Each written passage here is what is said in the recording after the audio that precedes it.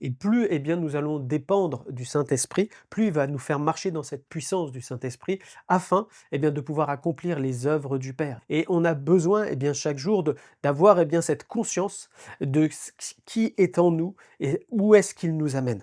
Et mon frère, ma sœur, la même puissance t'accompagne et tu dois aujourd'hui être à la disposition du Saint-Esprit pour être un canal, pour aller, bénir et apporter la parole et la délivrance au nom de Jésus. Notre Dieu veut vraiment, te remplir afin de pouvoir déverser à travers ta vie. Peut-être qu'aujourd'hui, tu es quelqu'un qui aspire après ces choses-là. J'aimerais vraiment t'encourager parce que cette promesse, elle est pour toi. Et simplement, si tu crois que tu demandes, Dieu te baptisera du Saint-Esprit et tu seras un homme ou une femme équipé par lui. Bonjour à tous et à toutes. Content de vous retrouver. On continue sur le volet du Saint-Esprit. Exode chapitre 15, verset 24 toujours. Le peuple murmura contre Moïse en disant: Que boirons-nous? Actes chapitre 1, verset 8 nous dit: Vous recevrez une puissance, le Saint-Esprit survenant sur vous, et vous serez mes témoins à Jérusalem, dans toute la Judée, dans la Samarie, jusqu'aux extrémités de la terre.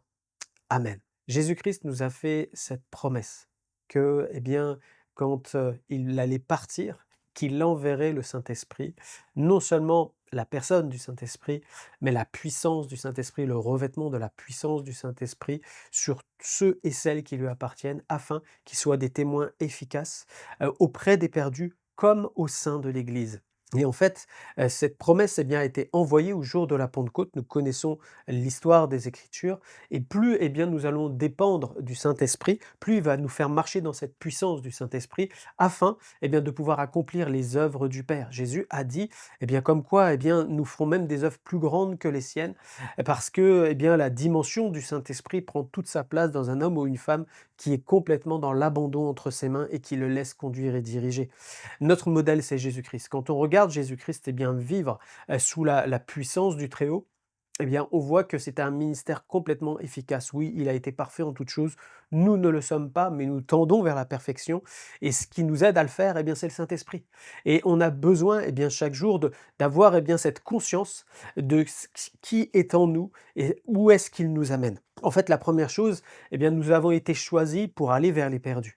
Et on a besoin, d'être équipés d'être envoyé par le Saint-Esprit parce que c'est lui qui connaît toutes choses et qui peut nous donner la capacité de pouvoir apporter le secours autour de nous. Non seulement en paroles, des paroles inspirées, des paroles qui vont toucher les cœurs de ceux qui sont en face de nous, mais aussi par des actes. Et parfois, nous laissons ce volet de côté. Et peut-être qu'aujourd'hui, toi qui entends ça, tu n'y crois pas trop, en disant oui, on peut parler de la part de Jésus, mais l'imposition des mains, c'est que pour les pasteurs ou je ne sais quoi. Non, parce que la Bible est très claire. La Bible dit que c'est tous ceux qui croiront, qui imposeront les mains aux malades et les malades seront guéris. Et mon frère, ma sœur, je te pousse vraiment à agir suivant ce que dit les Écritures et pas suivant ce que tu crois qui est vrai. Seulement la parole de Dieu est vraie. Donc que tes pensées soient conformes à ce que Dieu veut pour ta vie. Marc 16, 20, ils s'en allèrent prêcher partout, la parole. Le Seigneur travaillait avec eux et confirmait la parole par les miracles qui l'accompagnaient.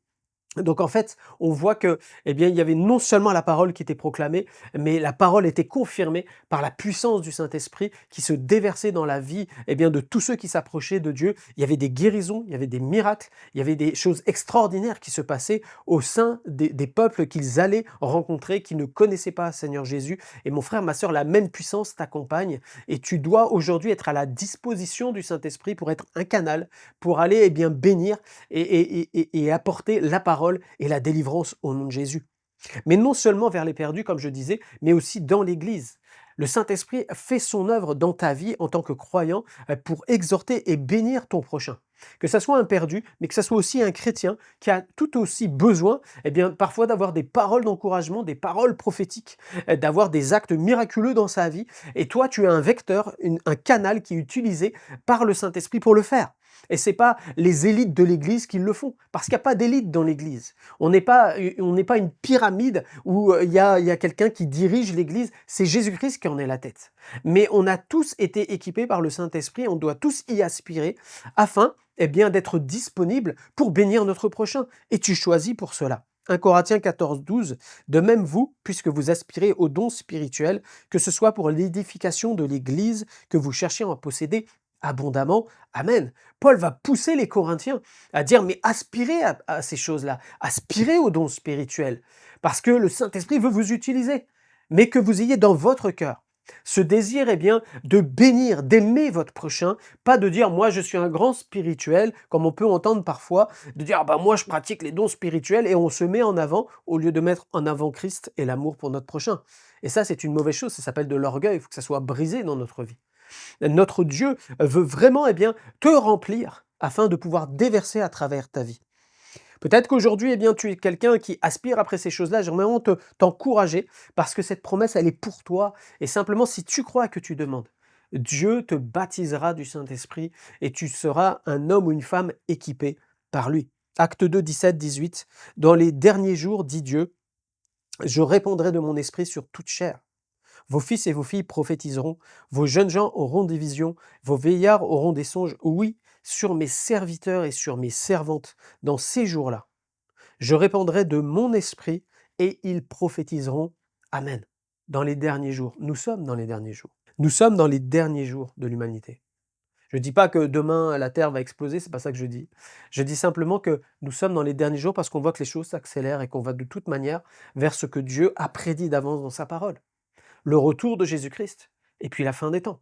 Le Seigneur, eh bien, aujourd'hui, veut te faire prendre conscience que Dieu veut répandre sur ta vie la puissance du Saint-Esprit pour apporter la parole de Dieu avec efficacité et avec puissance. Et que cette promesse, elle est pour toi, parce que c'est marqué dans les Écritures et que Dieu ne revient pas sur ce qu'il a écrit.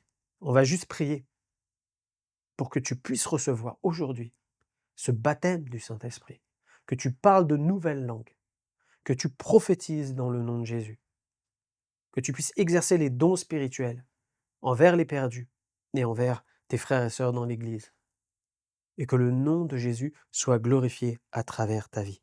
Jean 4, 13, 14, Jésus lui répondit, quiconque boit de cette eau aura encore soif, mais celui qui boira de l'eau que je lui donnerai n'aura jamais soif, et l'eau que je lui donnerai deviendra en lui une source d'eau qui jaillira jusque dans la vie éternelle. Amen. Que cette source jaillisse de ta vie. Dans le nom de Jésus, je vais prier.